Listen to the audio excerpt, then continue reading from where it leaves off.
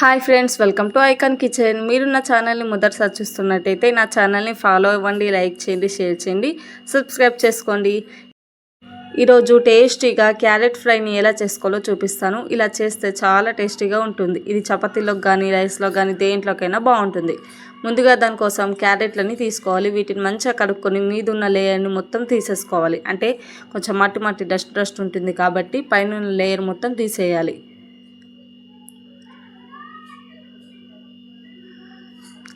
చూడండి, ఈ విధంగా పైన లేయర్ మొత్తం తీసేయాలి.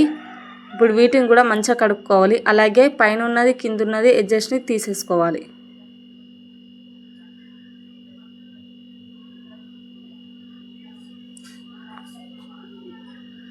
ఇప్పుడు వీటిని సన్నగా తరుక్కోవాలి, చిన్న చిన్న ముక్కలుగా చేసుకోవాలి. ఇది ఫ్రై కాబట్టి ముక్కలుగా చేసుకోవాలి. ఒకవేళ కర్రీ అయితే ప్రాసెస్ వేరేలా ఉంటుంది, అది కూడా నేను చేసి చూపిస్తాను. ఇప్పుడైతే క్యారెట్ ఫ్రైని ఎలా చేసుకోవాలో చూపిస్తాను. మధ్యలో కొంచెం తినేయాలా, టేస్ట్ బాగుంటుంది అప్పుడు. దీనికోసం ముందుగా స్టవ్ ఆన్ చేసి ఒక బౌన పెట్టుకొని దీంట్లోకి 1 పావు దాకా ఆయిల్ని వేసుకోవాలి. ఆయిల్ ఎక్కువగా అవసరం లేదు. ఈ నూనె వేడెక్కాక దీంట్లోకి కట్ చేసి పక్కన పెట్టుకున్న క్యారెట్ ముక్కల్ని వేసుకోవాలి. ఇక్కడ మంట అనేది మీడియం ఫ్లేమ్ మీద ఉంచాలి. హై ఫ్లేమ్ మీద పెడితే క్యారెట్ అనేది మాడిపోతుంది, లో ఫ్లేమ్లో పెడితే మరీ మెత్తగా అయిపోతుంది. సో కాబట్టి మంటని చూసుకొని పెట్టుకోవాలి. అంటే అటు హై కాకుండా ఇటు లో కాకుండా మీడియం ఫ్లేమ్ మీద ఉంచుకొని ఈ క్యారెట్ ఫ్రైని చేసుకోవాలి. ఇది చపాతీల్లోకి చాలా టేస్టీగా ఉంటుంది. ఈ క్యారెట్ ఫ్రైని ఒకసారి ఇంట్లో ట్రై చేయండి. పిల్లలు కానీ పెద్దవాళ్ళు కానీ చాలా ఇష్టంగా తింటారు. అలాగే ఇది హెల్తీ కూడా, హెల్తీకి హెల్తీ, అలాగే టేస్ట్ కొత్త టేస్ట్ని రుచి చూస్తారు. ఇది ఒకసారి ఇంట్లో ట్రై చేయండి. కర్రీని చాలామంది ట్రై చేస్తుంటారు, కానీ ఇలా ముక్కలుగా చేసుకొని ఫ్రైని ఎప్పుడైనా ట్రై చేశారా? ఒకవేళ ట్రై చేస్తే నాకు కామెంట్ రూపంలో తెలియజేయండి. లేకపోతే ఇంట్లో ఒకసారి ట్రై చేయండి. ఇలా ఒకసారి మంచిగా కలుపుకున్న తర్వాత మూత పెట్టుకొని ఒక 2 minutes కుక్ చేసుకోవాలి. అలాగే మధ్యలో కలుపుతూ ఉండాలి. ఇలా వాటర్ అన్నది బయటికి వస్తుంది. క్యారెట్లో ఆల్రెడీ కొంచెం వాటర్ ఉంటుంది కాబట్టి ఎక్స్ట్రాగా వాటర్ పోయాల్సిన అవసరం లేదు. ఇది మొత్తం ఆయిల్ అని కుక్ అవుతుంది. 2 minutesకి ఒకసారి కలుపుతూ ఉంచాలి. మూత పెడుతూ కలుపుతూ ఉంచాలి.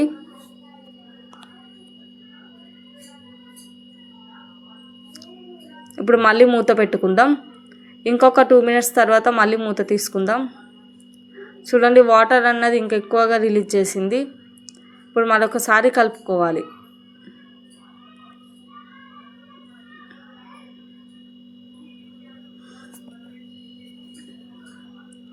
మరొకసారి మూత పెట్టుకుందాం.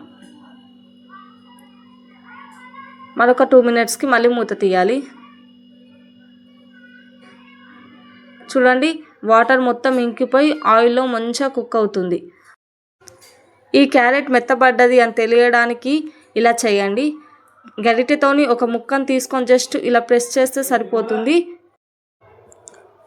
చూడండి, వీడియోలో కనిపించిన విధంగా ఒకసారి చేసి చూడండి.